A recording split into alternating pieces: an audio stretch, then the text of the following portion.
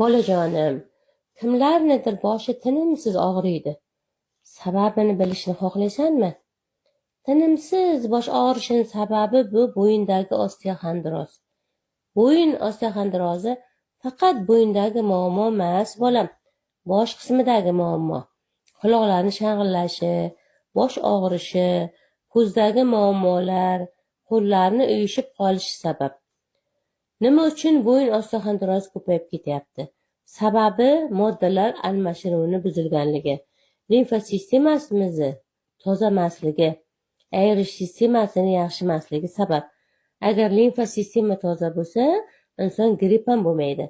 Kimnidir mana shu muammolar bezovta qilib turgan bo'lsa, kommentariyaga osteoxondroz so'zini yozib, meni konsultatsiyamga yozilsin. Mabodo telefoningni ko'tarolmasam, xafa bo'lmagin bolam. Vaqtini topib o'zim chiqaman. Bu joning aylansin sendan.